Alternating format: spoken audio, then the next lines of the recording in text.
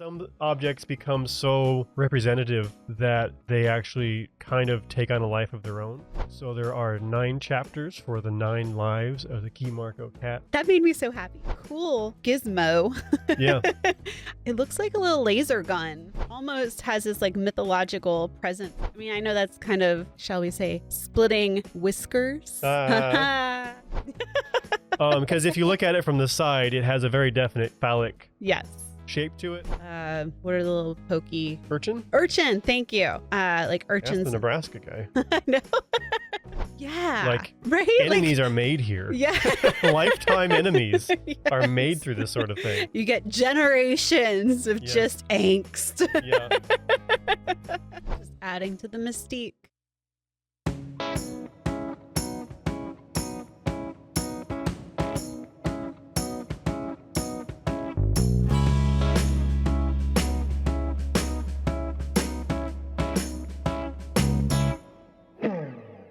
Welcome to Archaeology Books for Fun, digging books that aren't drier than dirt. I'm your host, Tristan Herenstein, and with me as always is my co-host, Barbara Clark. Hello, everybody. And today we are starting a brand new book. We are moving on to The 9 Lives of Florida's Famous Key Marco Cat by Austin J. Bell. Thank you, Barbara, for having that handy so I could read it off. No problem. Before we do that, though, let's do a little bit of housekeeping. If you are watching this or listening to this, whatever platform you're on, please like, subscribe, leave a comment, leave us a review. Anything that you can do gets us some feedback. We really like to get that feedback, and also it helps to get the word out so other people can discover the podcast. So if you take a moment just to do that, we would really appreciate it. Also, if you like this podcast and you want to support FPAN or Florida Public Archaeology Network and science education in general, you can check out the link that will be in this episode and see about leaving us a donation. If you can't leave us a donation, that is fine. You can support us in other ways via the aforementioned liking and subscribing and whatnot. So yeah, please give that a consideration. So like I said, we are starting a new book today, and this is a little different from what we had just been reading before this, right, Barbara? You mean enjoyable? At least respectable. No, this is very different. I mean, it's, first of all, it's a Florida-based book, right? This is our state's official artifact. Yes, and one of the reasons we chose this actually is because this month is Florida Archaeology Month, so we figured we'd at least start this book on Florida Archaeology Month. Yeah, but yeah, it's also about a singular artifact. Mm-hmm. And I know people are going to be like, you guys say it's not about the artifact, but this book will explain what artifacts can teach us and how. So yes, we always do. Not about the thing, it's about the story. Right. And this does a really good job of talking about the story of the thing. Right. Yeah. And the story of the thing, in this case, in more than some other artifacts, goes beyond, when it was made and when it was deposited. It has a whole story after that as well. Yeah. So that's kind of, the book includes all of that, essentially. Yeah. So don't come at us. Right. Don't add us.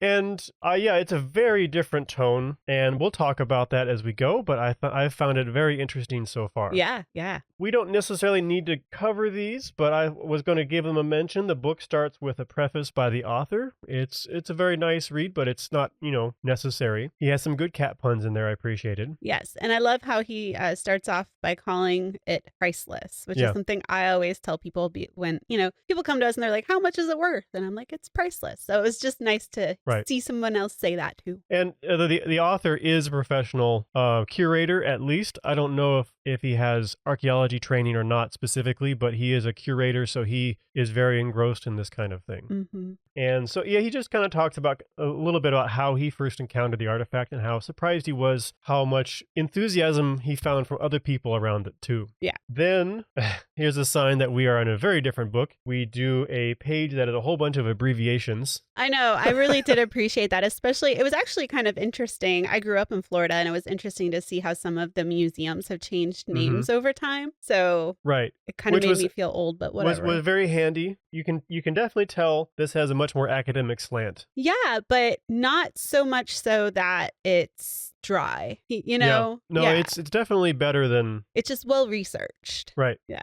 And then we fully launch into the book with the introduction. I liked a little bit about, so his first section he just titled Stuff Matters, which is a good preface to this. And essentially, everything meant something to somebody, even if it was meant to be very disposable. Right. If I go to a restaurant and I get a straw in my drink, that straw means something. It's just not, as significant as some other things. Right. To me personally, but it still has some value to it. He talks a little bit about museums, kind of their history. Specifically, not everything in a museum is sacred. There are kind of different tiers of objects in their rarity or their original importance, I guess I would say. And some objects become so representative that they actually kind of take on a life of their own after they've had their original life. Yeah. He cites specifically like Mona Lisa. Right. Or the Rosetta Stone. And he, interestingly too, he talked about how these things can be kind of a boon to a collection and almost kind of its bane because it kind of sucks away attention from other things. Right. Yeah.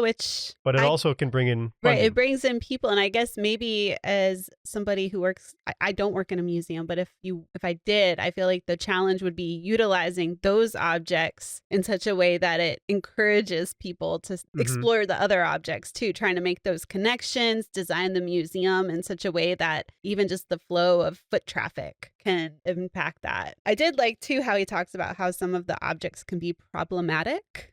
He talks specifically about the Elgin marbles and, talking about, I think we've talked about them before. Yeah, they came up in Frauds, Myths, and Mysteries. I think so, yeah. So go back and listen to that one if you want like a really more detailed explanation of them. But, some museums in the past and they've collected items that... Well, Stealing History was a prime example of that too, because actually, I think it might be Stealing History where that started. Maybe. Because that was what it was all about. Yeah, it was Stealing History. That book was all about museums kind of getting in trouble for things that they should have been asked more questions about. That's true. Yes. So about the provenience of objects and where they come from and how they're obtained and what that means both legally and ethically.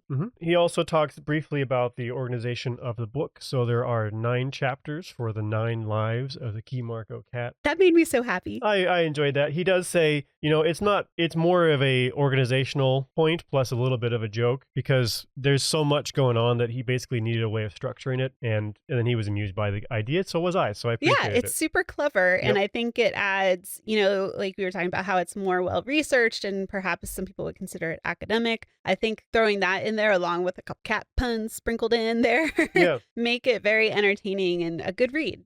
So moving on to the first life of the Key Marco cat. We don't get a description of it yet, do we? Not. We got a couple descriptions. That is one thing I've noticed is it's not too bad, but I definitely noticed the book can be a little redundant sometimes because we kind of get description of the Key Marco cat 3 times. Although one of that was in the preface, so it doesn't really count, I haven't really been too bothered by that. I think part of the problem is just the way he organized it sometimes. It's structured. Yeah, you're going to have to be a little repetitive. But it's definitely something I've noticed. For people at home, if you are watching this as a video, I'll be including some photos of the cat. Also, the Smithsonian has a 3D model of it, and you can actually download it and print it out if you have access to a 3D printer as well. So there are options for it, but basically it is a figure with cat features, particularly in its head and a tail, but it's sitting in a way that's not possible for a cat. It's sitting more like a human. Yeah.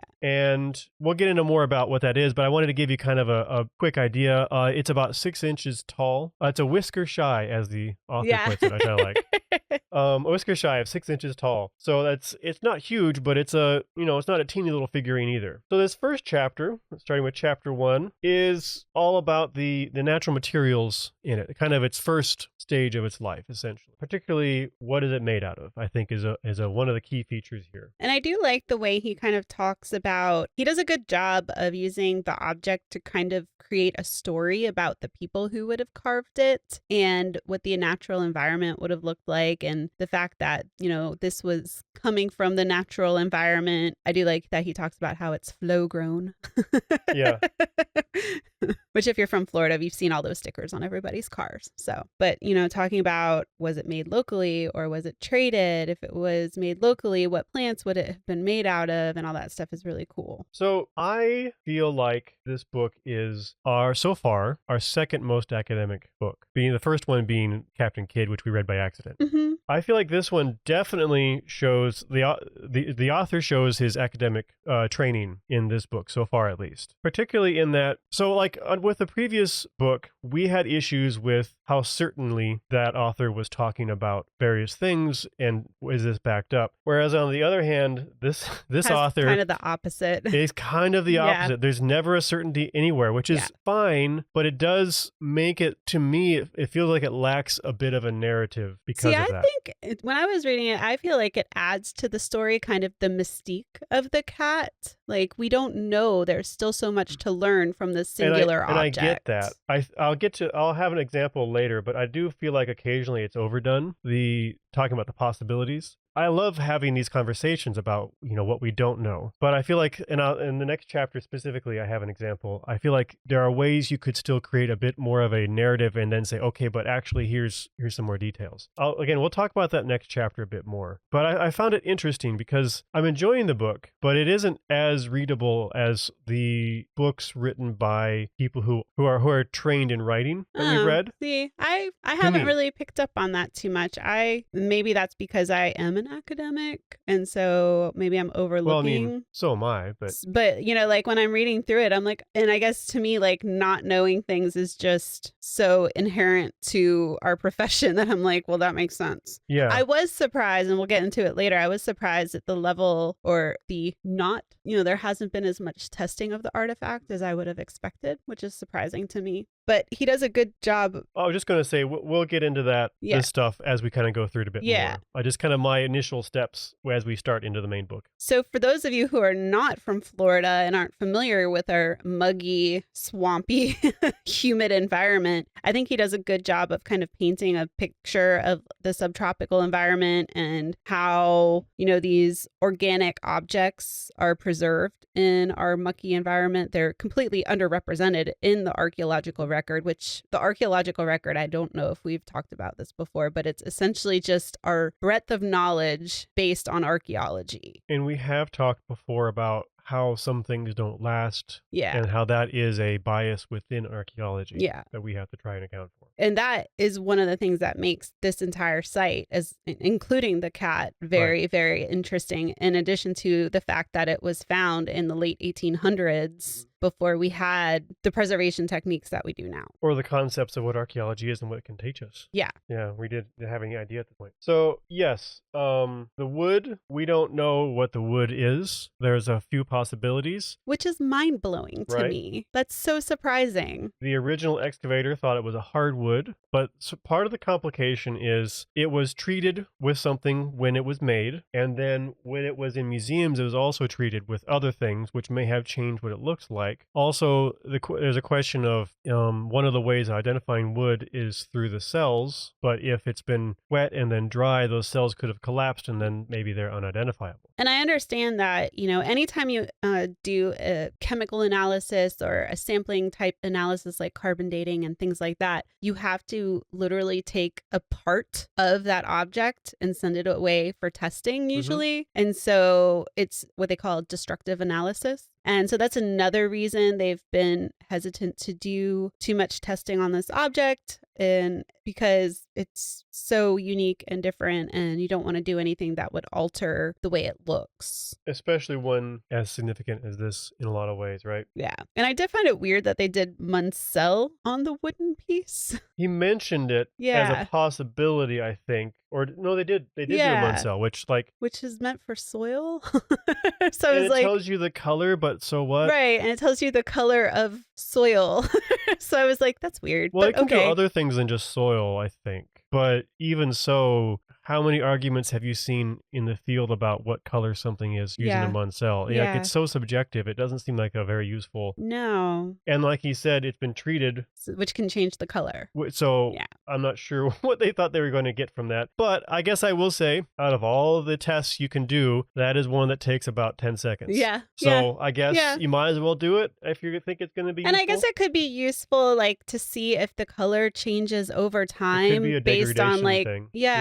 So maybe there is a reason for it and we're just not aware. We do have a few other similar objects that have been found in Florida. He mentions 12 in total. 8 are from South Florida and 3 others are from Key Marco. These are not, as I understand it, they're not of the same quality of the Key Marco cat, but they are similar in that they are wood carvings of animals and or animal-human hybrid, anthropomorphic as it goes. Yeah. Currently, the Key Marco cat is identified as buttonwood, but the author is very clear that he doesn't think this is substantiated. This isn't backed up. Yeah.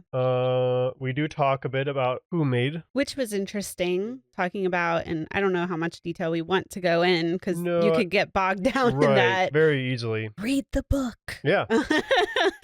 But the possibilities are Calusa or Glades. And I do appreciate too, when he's talking about this, he talks about how cultures prior to European arrival, we do not know what they called themselves. Right. Like the names we use for them are names that we have established. Even the Calusa, we don't know what they called themselves. Right. And they were around after quite a while after Europeans arrived. Right. So I do appreciate that. I also appreciate that he has maps in the book. Yep.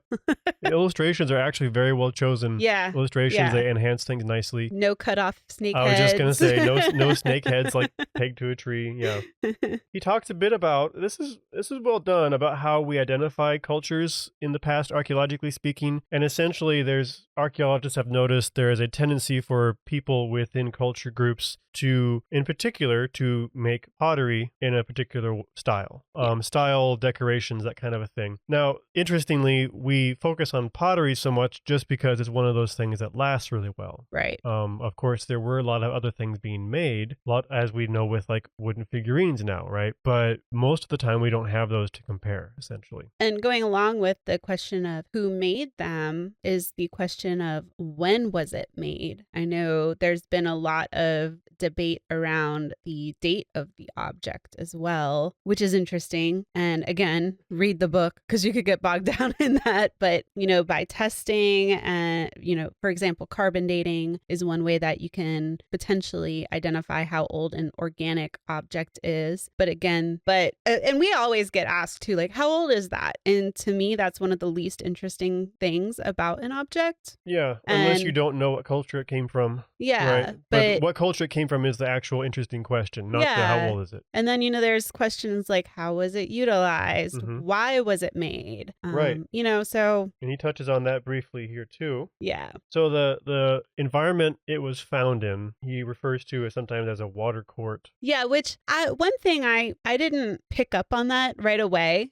Mm-hmm. Like, I feel like that's one thing the author maybe could have specified a little more clearly is, there's the larger archaeological site, but then there's the water court. Mm-hmm. And as I was reading through it, it was never, at least maybe I missed it, but it would seem to never be explicitly mentioned that like this was a specific area within the site. I just kind of gleaned it as I was reading along. It was not really explicitly laid out. I feel like maybe part of that is because it was never investigated. But I feel like that could have been more. I think that could be why that happened, though. Yeah, maybe. It could have been a little more clarified, I think. Yeah. One thing that the author does a couple times, and it turns out okay, but he's talking about the it being saturated with a varnish, possibly when it was made, or anointed with the fat of slain animals or victims. Yeah. And then it bothered me, particularly because of our last book. Yeah. But it bothered me that he just left it at that. He didn't he didn't comment on that. And he mentioned this, he quoted this twice. And then eventually he does come around and explain it. But I wish there'd been just a little comment like, I feel like you need to explain it the first time you mention it. Right. A little like, we'll talk about this later, but there is indication they did do human sacrifice. Yeah. So I got my worry a little bit up. I was concerned about that too, but he recovered. See, he recovered from the fumble. And normally I would trust an author. It's just, I think we've been Yeah, traumatized slightly from our previous one. We're but on I will edge. say that was a failing of Four Lost Cities as well, in particular. Yeah. So it's something we run into occasionally where these sorts of things need to be handled with a lot of delicacy and care, and sometimes it hasn't been. And I will say, I feel like you could say that we would like to have seen this handled a little differently, but like I said, it does come through that he does have a reason for not questioning that right then and there. Right. Yeah. So, like, okay, I felt better eventually. Yeah. One thing I really like that he does is he doesn't necessarily talk about this site or this object in isolation. He talks about other archaeological sites as they relate to this site, which I think is really important because as archaeologists, that when we see the interconnectedness of sites and we see how cultures interacted, and the more information we gather about other sites in the region, it helps to fill in the gaps. Mm-hmm. And I think a lot of people think of an archaeological site as something that's like isolated, and Right. it's not. So I like that he brings that up. And in this case, filling in the gaps with other archaeological sites is extra important because there is so much we don't know about this site in particular. Yeah, this site was excavated in 1896. Yeah, 96. And they didn't do archaeology back then like we do archaeology today. It wasn't systematic. I mean, Frank Hamilton Cushing's, he did a good job. He was for the time. He was ahead of his time. Yeah, at that point. It still wasn't up to our standards today. If someone did this today, it would be career ending. Yeah. Right, moving on to chapter 2. This one dives, I feel like, quite a bit more into the why the Kimarko cat was made, and a bit into technically how, I say too, I suppose. So it starts off with a very detailed description of the cat, which I'm not going to repeat here particularly. Like I said, you can look it up, look at it yourself, and kind of get an idea. Some of the features, a few things pointed out, I feel like the eyes were actually, pupils were concaved. I think maybe to give it kind of a gleam. There's eyelashes that are very stylized around the eyes. The hands or paws are kind of unusual, very simple. And then there is a tail as well. Yeah, and another thing he mentions is that it just, for the most part, it's very, very symmetrical. He talks about the ears being a little different, but that could have just been degradation over time as well, or it could have been on purpose. Who knows? I mean, it was hand carved, right? Right. I did like the discussion he had about anthropomorphic versus zoomorphic. There we go. Yeah. Whether it was a animal with human traits or if it was a god or a deity. Yeah. And it had animal traits. Yeah, not necessarily either. It was just its own thing almost. Yeah. So, I mean, I know that's kind of, shall we say, splitting whiskers. But it is something to kind of consider when looking at objects is, what is the purpose that goes into discussing the purpose of the object, right? Because that could significantly change what its purpose was. Right. And as far as basically anything regarding its purpose, ultimately it comes down to we don't know for sure. Right. But it's fun to speculate based on evidence. Especially when you compare to other cultures, right? Yeah. And then we dive into a lot about how it was made. So here's one example of where I feel like this could have used a little more narrative. And one way, like, I feel like it could have been done, but in theory, I don't know all the ins and outs of the complications of this, but like, say you commissioned a Seminole artisan to do a replica, and then you do a narrative documenting how they made it. And then the rest of the chapter could be, okay, but here's other ways it could have been done in that situation. And that would give me a bit more of a narrative to start with. Mm-hmm. And that's something I feel like we've seen in some of our other books written by people who are professional writers. Yeah. Right? And I'm not saying, again, not saying that this should have been done here, but I feel like it would have grounded a little bit more of this discussion. True. I can see that. Yeah. Because there's a lot of different tools that could have been used and a lot of different tools that were probably used, like a combination of a whole range of things. I do like how he talks about how our tools in Florida, or their tools, I guess, would have been quite distinct from other cultures based on the natural resources available. Like he talks about shark's teeth, and I thought it was cool talking about shark skin as kind of as a sandpaper. Right. A whole bunch of different ways of doing sandpaper, one of them being dried shark skin. Yeah, and he talks about how there was shark skin found at the site, And I guess there's ethnographic evidence that European explorers or naturalists, whatever you want to call them, when they observed Native Americans in Florida utilizing shark skin in that way. And I was just like, that's really cool. Like, that is so unique and different. And I would have never thought about it. And I think it goes to show the ingenuity of early cultures and using their resources. It's amazing. Yeah. Another common shark tool is the teeth. In particular, different teeth from different species would have different purposes. Some are more sickle-like, I think, and some of them are more pointed, and some of them have serrations. Some of them are bigger. Don't. Yeah. And then the hafting would have been different sizes for different purposes. So you can picture almost like I feel like a wood carver's set of tools today, all the different chisels and things they have. And I feel like it would almost be similar just with shark's teeth and other things, of course, too. Which is so cool. Yeah, very neat. He talks a lot about how the original cutting could have been done, particularly with a pick or an adze, which would have been also almost certainly been made out of shell. We don't think of shell as being tough enough for that kind of approach, but we know it was. And I've noticed, I've worked on shell middens, and one of the things I have noticed is the size and thickness of shell that you find in these early garbage pits, essentially, is a lot bigger and thicker than the shells that we find now, especially think of oyster, for example, which they probably wouldn't have used that as an adze, but they tend to be larger and thicker. And I think it's just they're allowed to grow before they're harvested, whereas nowadays they're not necessarily allowed to grow as much. Yeah. Okay. Then we talked a bit more about where the wood could have come from. And so here was a good example of how I wish the author would be just a little more certain in the way they talk about certain things. For example, he says the wood for Key Marco, if it came from somewhere else, was likely transported by foot or dugout canoe. Like, why is the likely necessary there? Yeah, that's true. Because there's no other real option available at the time. So true. I feel like there are a lot of cases where, yes, put in those qualifiers because we don't know for sure, but other times it's like, just go for it. Yeah.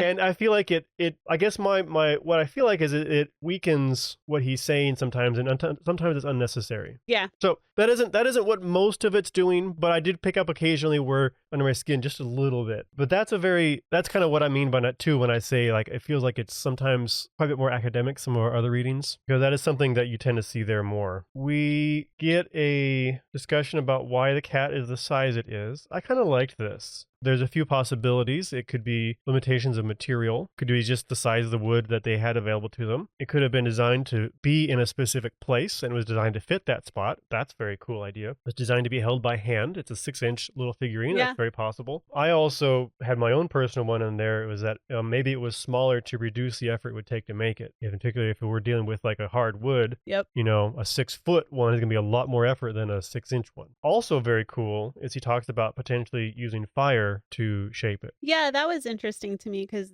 we know that they did indeed do that, especially for larger objects like dugout canoes. But apparently with a little reed you can blow through, you can actually direct the charring of the wood very, very finely. And then when it's charred, it's much, much easier to use a shell tool to scrape things out. And I do appreciate, just because I find it personally interesting, is the fact that he does incorporate a little bit of experimental archaeology that's been done, including what you just talked about. And it's been mentioned a few times. Yeah. He includes experimental archaeology in what he talks about. Which is just super cool. Yeah. He also touches, I think, on X-ray fluorescence in this chapter. He starts to, which is a cool gizmo. Yeah. It looks like a little laser gun. Well, there's different there's different types, but there's like a field version, which looks like a little phaser, basically. Yeah, which I think is what they were using when they were testing our historic office for lead. I think so, yeah. But there's also like a bigger lab version, basically. Yeah, but it can detect different chemical components. Atomic components. Yes, thank you. And tell you probably to varying degrees what is present in the item. Yeah, so like iron. In particular with some of these collection. Let's see, they did do XRF on the cat. They did. And they found indication that it had been treated with pesticides. Yes. Which comes in. It comes up later in the book. Yeah. but it's a cool tool. And I know other uses. I actually did a demo where we were looking at different types of ceramics and glass, and we were able to detect different levels of uranium and different types of, or different specimens of uranium glass, for example. And in this case, he seemed very excited about it, actually. I kind of his enthusiasm bled through about how you might be able to use it to detect paints, even when there was never been observable paint on a thing. Yeah, which that would be amazing because really a lot of the objects at the site were painted. And I've seen some of them. They're on display at the Florida Museum of Natural History in Gainesville. And the paint is still visible, but apparently there were a lot of objects that the paint has since degraded. Well, in this one, there was never observed paint on it. It would be cool if the cat was painted. Yeah.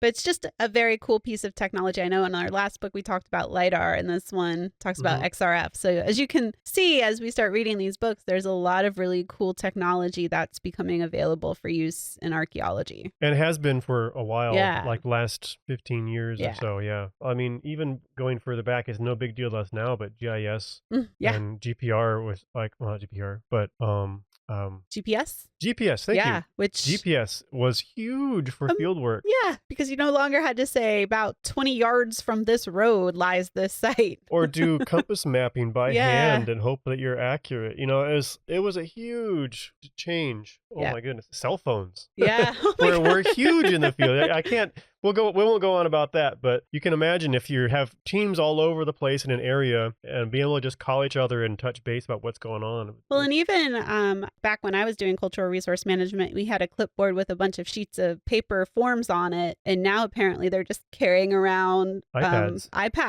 and filling out the information, and they just upload it. I'm like, oh my gosh, the hours I spent. I know. Well, and you had someone designated to do photos, and they had to have a photo log, and here you can just, I think they just take the iPads and do the photos. I know. Automatically attaches to the form.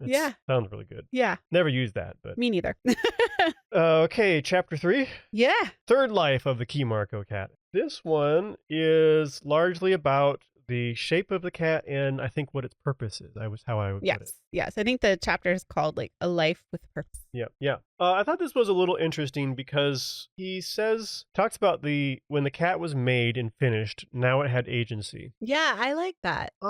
Did, but he also said that because this is when it meant something to someone, it wasn't just an everyday object. But we don't know that. And everyday objects have agency. Right. Like I mentioned that straw. Yeah. It isn't compared to the cat, but it does have agency. I guess it depends on your definition of agency, right. maybe. Yeah. Yeah. So it just felt like almost a little contradictory, but not a big deal. He has a reasonable example of how material bias in archaeology can lead us to incorrect conclusions. In this case, he represents if someone is buried with their favorite Star Wars toy and a religious relic passed down through the family, both, but the religious relic rots away and decays away, and all we find is a Star Wars toy. An archaeologist might see that and think, well, this was, a religious relic and super important and everything. So that's kind of why this site is so important, because it gives us a idea of how much we're missing. Yeah. And when I was reading this, it brought up that joke, which I'm sure we've mentioned in past episodes about, we don't know what it is. It must be, quote, ceremonial. Right. Well, and there's a whole book called The Motel of Mysteries. Yeah. Which is kind of a tongue-in-cheek it's mostly, I think, for archaeologists, but it's not hard read. It's actually a picture book almost. Right. Yeah. But it's just about how future archaeologists excavate a motel and they find this on the center and on the plinth is this object. It's a television. We know it's a television, but they think it's this holy religious object, and so on and so forth. So it's very tongue-in-cheek, but it's a lot of fun too if you understand the joke. So we start with kind of challenging the assumption, what is it we're looking at? We kind of assume that it's meant to represent a cat, but it's not necessarily a given that it is meant to represent a cat. And then what type of cat if it is a cat, you right. know? So and is it meant to be a cat at all? Right. And then he says he had some people even observe, kind of meaning as a joke, but it looks like a squirrel. Like, it could be. Which it kind of does. It kind of does. I can see that. Right. Yeah, especially the photo on the cover. Right. That's a squirrel. Well, and the way it's sitting, and then the tail kind of is up like a squirrel's would often be. Like, okay, that kind of. And it's funny that when I was reading this, because there's other objects, like other animal carvings from this site, and one is like the head of a deer, and the ears are really, really big. And when I saw it, the first thing I thought of was Tuffy, my chihuahua. I mean, I know it's not a chihuahua, but I was like, that looks like a chihuahua to me, you know? So he's been reborn. Right? Yeah. We talk a bit about panthers in the archaeological record, and kind of by extension, I think around this also, what is their likely significance to cultures as well? Still, some of this comes down to we don't know. And particularly, this is the case for, I think, Key Marco, the Key Marco area, just because we never really got to excavate that. But because we can excavate other groups of similar time periods around in the area, we kind of get more of an idea of how significant they were, I would say. Does that seem like a good way of summarizing that, Barbara? Yeah, I thought it was a very fascinating, I guess, conversation or discussion about the Florida panther, just because it's almost has this like mythological presence now, just because it's an endangered, not just because it's an endangered species, but because it is an endangered species, that's kind of added to its at least mystery. In our modern society. Yeah, and so they I guess would have been more prevalent at this time period, and right. So I think it's worth challenging the assumption that we feel it's like a significant and mythological creature almost, but is that how it always was? Yeah. And generally speaking, it seems like, basically. But I thought it was really cool, and then he also touches on, could it have been something like a bobcat, or a squirrel, or so I do like the way he questions and brings up other questions that other people have had. I think it's important. He does talk a little bit about cat figurines around the world, which I thought was really cool too. Yeah, that's cool. I don't know that anything I needed to talk about specifically, but there's other ones around the world, and especially in the I guess southwestern United States, there's a lot, and down in South and Central America, they see a lot of jaguar. Well, and he even went over to was it Egypt? Egypt, yeah, which, that kind of a thing. And, if you know anything about Egypt, I mean those were domestic cats as far as I'm aware, but yeah. And our cats today still remember being revered in Egypt. That's how it goes. Yeah. We get a little discussion about the anthropomorphic qualities, or the assumed anthropomorphic qualities, as it is talked about. And this is also, again, there's actually seems like some fairly heated debate around this. For such a little tiny object, right? I knew it was significant, and I knew it was interesting. I had no idea there was so much debate around this little cat. Kit Kat. Kit Kat. So there are three primary ideas for why it has anthropomorphic qualities. Human qualities to it. One is that it's literally just a masked human. One is that it is in a state of transformation from human to cat, vice versa. The author suggests a third that I also like, which is it might just be abstract. Which I like that too, because people are complicated. Yeah. And sometimes we just do cool things. It could be a combination of those things, right? And he doesn't seem to think this is likely, but it would make a lot of sense, too, that it may even be based off of a tamed cat, which, again, is very unlikely, but that would make a sort of sense about why it has human features to it. So, interesting ideas. And then does it have masculine traits or feminine traits? And there's been some very heated stuff about that. Which that was interesting too, because we do, I guess, often assign felines feminine traits, but also they have masculine traits. And which was this meant to? Well, it struck me that here we are, as maybe there's more to it than I'm getting from the book, but we assign feminine traits. But that doesn't mean that other cultures see feminine traits in the cats. And it doesn't even mean that they have the same definitions of feminine traits. I was going to just say that too. Yeah, that's by our modern perspective. Our modern Western-based perspective. Right, yeah. So it seemed like an interesting... What was, or potentially frustrating debate. Yeah, what did they consider, the Calusa or the Glades or Muspa, or, what did they consider? That is one thing. It feels like at this point, the book is mostly assuming Calusa. Yeah. Which I think is probably the strongest, and it probably makes sense to just kind of go with one. It seems to have probably been in the same time as the Calusa and not too far from the Calusa capital. Yeah. So I feel like that's why he decided to go with that. But and I feel like he does at least discuss the other possibilities and then choose one, because at least that allows the reader to read it with that in mind, rather than just making assumptions or assuming that that is the known fact. Right. As far as the traits people see in it, there's a suggestion that it has kind of feminine hips. Yeah, like a Venus is kind of what I imagine a Venus figurine. Or a penis. Yeah. A Venus or a penis. Because if you look at it from the side, it has a very definite phallic shape to it. And apparently, I haven't run into this, but so much so that apparently younger people visiting the museum will often get the giggles looking at it. So, which, we have an event this weekend, Tristan. We should do an experiment. We'll have to test it out, because we're going to have this out along with the book. So we'll see. We'll report back. We'll see if we get any giggles from the reenactors. Yeah.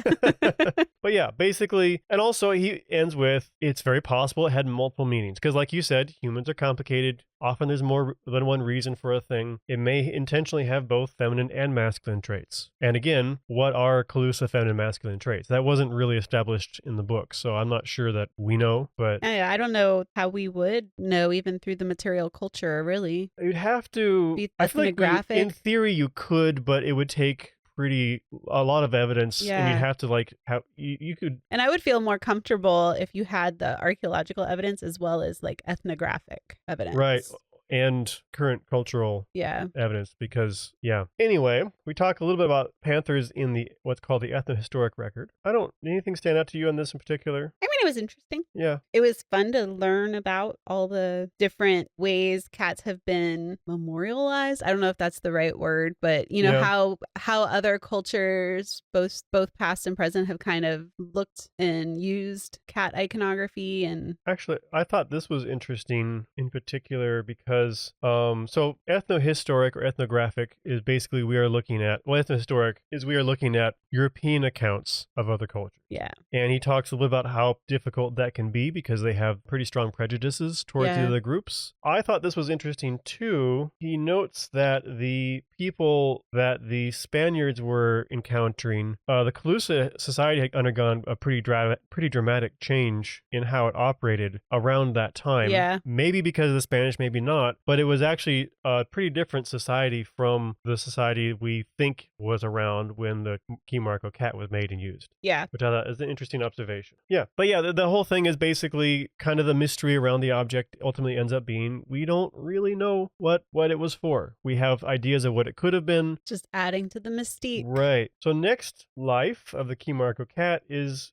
kind of about how it ended up where it's at. How did it end up in the, what did he call it? Water court? Yes, sorry. To be preserved until it's found later on. He does some good discussion of some basic archaeology. We've covered some of that. Ideas of stratigraphy, older things are lower down, and that's actually a pretty big, strong basis for a lot of archaeology. Importantly, the archaeologist who did this excavation, Frank Cushing, he didn't have any concept of this. If you remember us talking about the dig and how impressed we were with that excavation, even though it was not to our standards today, this is well before that. He had no concept that you could actually tell the dates or get in-depth knowledge about a culture through these things, let alone, of course, the technology we have now that they had no concept of. I mean, they really didn't even have ceramic seriation and typology or any of that, so they couldn't look at... It wasn't until the 20s through the 50s that they started putting together and realizing, we can catalog all this and get a date from this. So he was going pretty much based off of instinct, I guess you would say, almost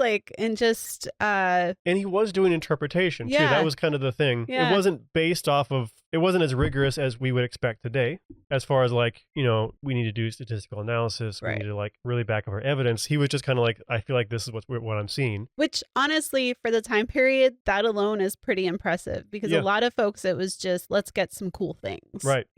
Right. That's why we were so impressed with, I'm not going to remember the names, but they're the guys that did the mapping of the Native American mounds. I'm not going to I'm not going to remember their names. We talked about them It's filed away. Yeah, that was in Frauds, Myths, and Mysteries. We talked about Yeah. that. So there were no European goods found when they excavated, which tells us this is a lot about when it was deposited too here. Yeah. Because there were no European goods found, that would suggest that this was pre-European contact. Yeah. That isn't necessarily a given. It could be just they didn't find it. It could be they're rare enough. It could be, honestly, I wouldn't be too terribly surprised if they found someone like, oh, this isn't what we're looking for, and they tossed it aside. But based on what we've got, that would suggest pre-contact. Then we get into the dates, and this is kind of wild how oh my gosh. Yeah. all over the place this is. So for the collection itself, there's dates from as late as 1500 CE to 55 CE. And there's been a lot of debate around what is reliable, what is not. Radiocarbon dating gave us probably 600, 900 CEs, about our best date, because that was 4 objects out of the 5 that were tested. Right. But then this is where we get into the concerns. Someone challenged it and said basically, well, it was treated with petroleum-based pesticides that could have thrown it off. I do love this chapter though, because to me, this encapsulates what happens at the bars at conferences. This encapsulates what happens in journals. Yeah, it's just a back and forth until you kind of narrow down. I guarantee you this was an argument they had over a journal. In several journal articles, they would this is why this study wasn't good, and then no, actually, this is why his arguments are garbage. And I know it seems to an outsider, I can see how it probably seems like a lot of bickering and a lot of ego, and it's when some of it is at most fun because there's some drama. Yeah, right. Enemies are made here. Yeah, lifetime enemies are made through this sort of thing. And then you get this person who's a professor at this university, not liking this other professor at this other university, and then there's students. It trickles down, and you get generations of just angst. Yeah. Oh boy. But I did enjoy that discussion, and I think it goes to show how something as simple as, gathering a date for how old something is can be a very, very complex and a very long process. I mean, this has gone on for years trying to figure this out. Right. There's a little more on the dates, but I'm interested in talking about how it was deposited. Yeah. I found that actually one of my favorite parts so far. Yeah. I'd say. So they think that the artifacts were definitely deposited in one event, which fact that we can get that from his haphazard excavation is pretty fascinating. Yeah, I was really surprised by that. And the reasoning behind that is the decorative styles are pretty consistent across all of them. And those decorative styles are the things that tend to change the most. Yep. So that's actually pretty good argument. So then how did it happen? Frank Cushing, the archaeologist who did the excavation, suggested a hurricane, and most people seem to agree. Which and in Florida, yeah. Any Floridian's experience, yeah.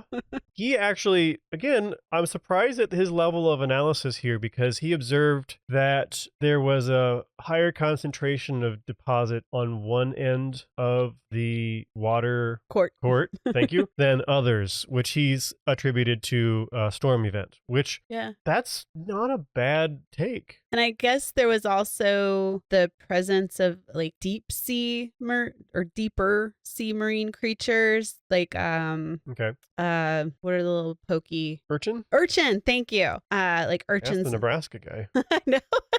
Sorry, Floridians, I failed you.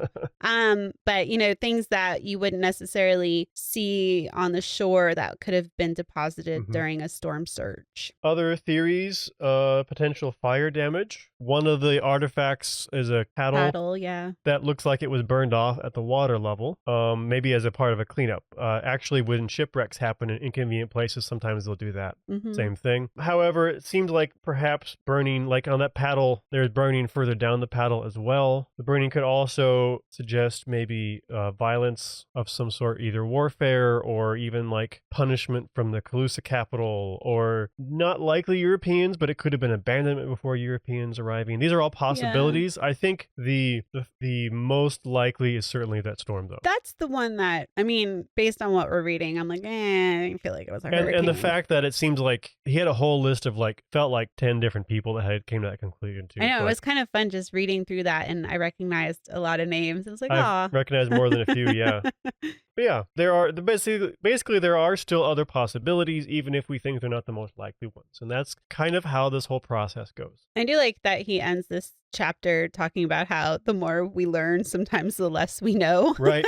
I was like, yeah. Yep.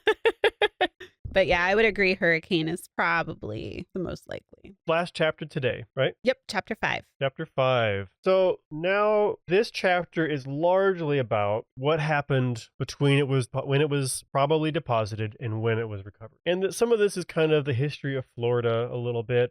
Yeah, it talks about the environment, which is significant in how it was preserved. I love the title of the chapter is 400 Years of Solitude, which I feel like is a very cat-like title for a chapter. The Calusa resisted Europeans for a couple hundred years. Important to note. Eventually, various pressures ended up causing them to kind of disperse and join other groups. In particular, I think they think the Florida Seminole is one group that absorbed some of them. One thing I really appreciate is, and it is vastly different than the last book we read, he talks about how because no living speakers of Calusa are currently alive and there's no place where you can physically go to see the Calusa, that, we consider them extinct. But then he goes on to talk a little bit about how they've possibly merged with other cultures and this, so it kind of goes with like the 4 lost cities and other, they're not extinct. They're just not. Yeah, he puts extinct in quotation marks. Yeah. And so I really appreciated that because I think it's important. Right. Yes. The culture has lived on. It's just different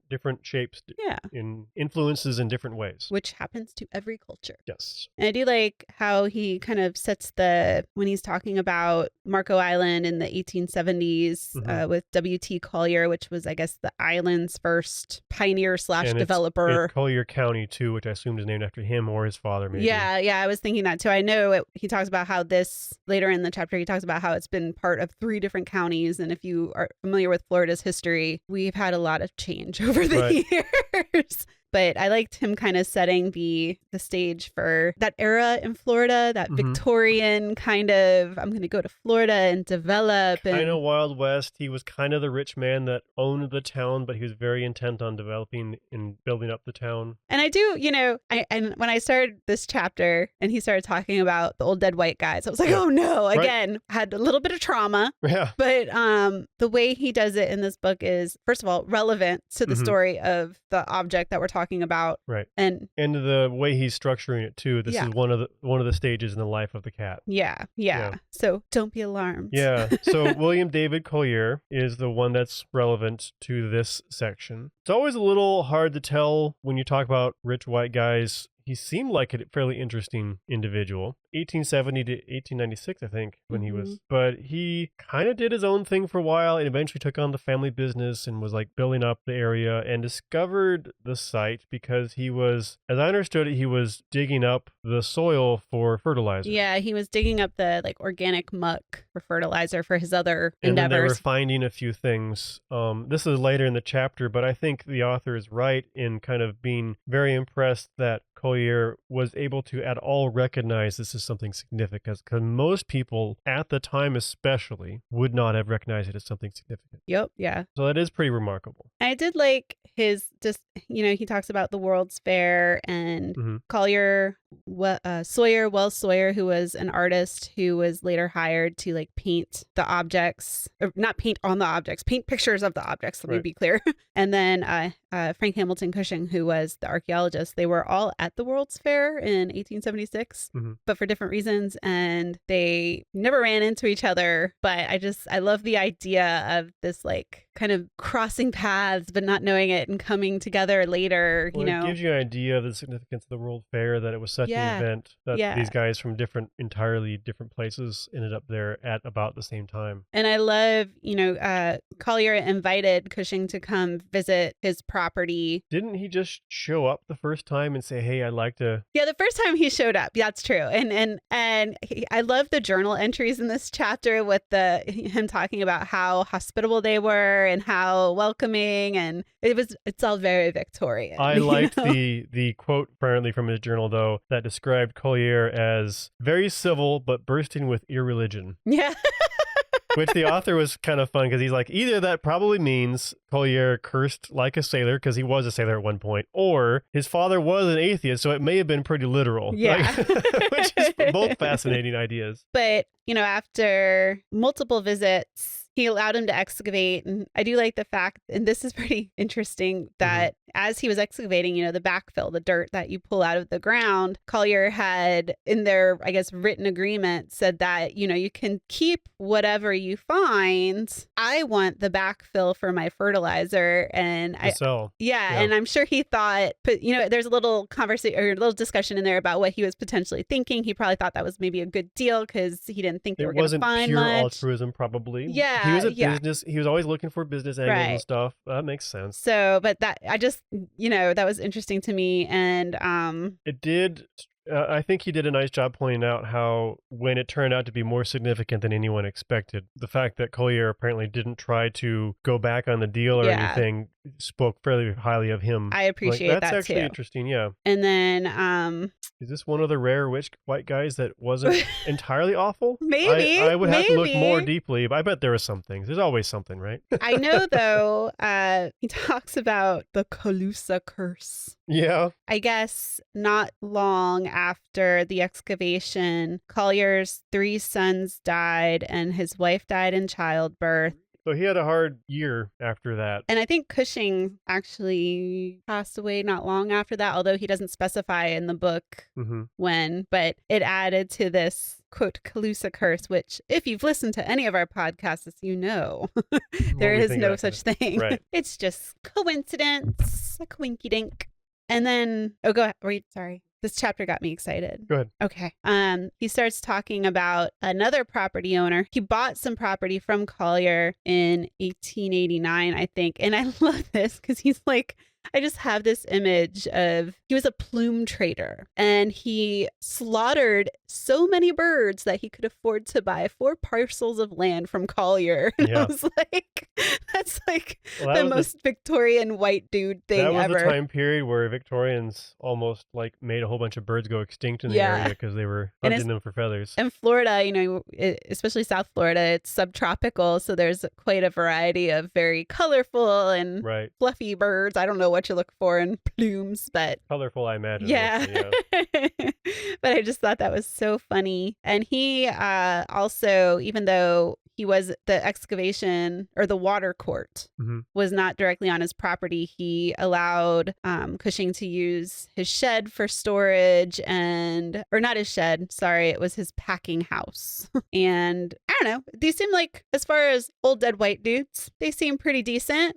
I mean, besides the slaughtering of tons of birds, but we did do a little bit of talk about the water court soil I liked as well. That was interesting, yeah. Yeah, so apparently, there's some different terms that are used, anything from, I think there's muck, peat, and marl. Yeah. And essentially, the author seems to think that they knew that there was different qualities to the soil. It wasn't them mixing up different terms. Right, they were used very purposely. Yeah. And one thing, too, is that apparently Cushing described the foul-smelling soil, which basically in an anaerobic environment. I thought of you when I was reading this because you always say Florida has a smell. Florida has a smell. But basically, anaerobic environments that without air build up a thing called hydrogen sulfide, which in large amounts is really not good for you. Yeah. And so there is some concern, like the author does wonder a bit how this may have affected the excavators. Yeah, I guess Frank Cushing was known to have headaches. And he was like, I wonder if that's I wonder if he had it before or after. Yeah, yeah. One of the reasons preservation was so impressive here, and this is a thing we run into different parts of Florida, like the Pensacola area, you don't find bone preserved typically because the soil is so acidic. But in this case, the soil was very alkaline, and a big part of that is because of all the presence of the shell, apparently. So it kept the acidity down, which preserved these artifacts unusually well. Good old calcium carbonate. Right. And then a little bit more about Cushing's interpretation, it seemed like, if I was understanding this right, Cushing seemed to think this was like a man-made harbor. Yeah. Because it's a low watery area. There's a seawall, and then there's almost piers built out into it. Yeah. And he called them benches. However, I think the author makes a good statement. There's no canoe remains there, and it's very likely, I think, as also with our context of having other sites to compare this to, that it's almost certainly for trapping fish. Yeah, which is so cool. Yeah. And I was surprised at the lack of canoe remains, and that could have just been, it could have been a victim of the time it was excavated. But it just wasn't what this was for. Yeah, but it's surprising it being a coastal site not having any. Remember, we're just talking about the water court here. Yeah, that's true. Not that's the whole. Yep, settlement. That's true. Good point. That pretty well wraps up what I have. Do you have anything else you want to add before we finish up, Barbara? No, I don't think so. I know at one point he mentions like a British military officer or something, and it was on page 80. I started getting worried. I was like, not another British officer! But it turned out to be okay. Good. I was a little concerned. Yep. So, yes, this is a breath of fresh air, I would say. I have, as far as readability compared to some of our other books, it isn't as high, but this is very easily falls into the category of what we wanted to cover in this podcast as far as books that are written for general audiences and are accessible if you're not an archaeologist. So I think this is a great book. And I love the fact it's about a singular object. I think that's really unique to books that you find in archaeology. Usually they're about a site or a collections of sites or a region. Right. Well, I think one comparison could be the back flap from Stealing History. But in that case, there was just a lot more focus on the value of the thing rather than on what the thing meant to people and how it came to be. Not that I have any real beef with that book, but it definitely did focus more on the gold than I was sometimes comfortable with in that book. And this one is about, what does the thing mean? How did it come to be? How did it survive? All that stuff. And I will say with Stealing History, it was about looting. Yeah. And that's what looters go after. The gold. Yeah. I'm not really picking on Stealing History here. Just not to say that Florida sites like this are not prone to being looted either. They very much are, yeah. So a wooden object like this would be, unfortunately, something that would be very attractive to looters. So, but hopefully this book does a good job of discussing why we shouldn't loot and what happens. Hopefully you all as listeners have kind of come to understand a bit more about archaeology and why it's not just about the pretty things and why it's about so much more than that too. That's kind of one of our goals with doing this. And I think this book's doing a great job of explaining that. I think so too. And I'm looking forward. So we're going to finish up the book with next episode, and then we will have our next book figured out to talk to you about. If you have any suggestions on books we should read, though, leave them in the comments, and we will definitely take them into consideration. And it being Florida Archaeology Month, I just want to mention that you can go to our website, fpan.us, and throughout the month, there will be numerous events taking place by us, our other FPAN colleagues, as well as our other Florida archaeological colleagues. So take a look, see what's out there, and go out. Some of them might be online. Yeah. Some might be online, some might be in person, some there's bound to be something near you. Yep. So go check it out. Yep. All right. Well, until next time, everybody. Happy reading and happy Archaeology Month.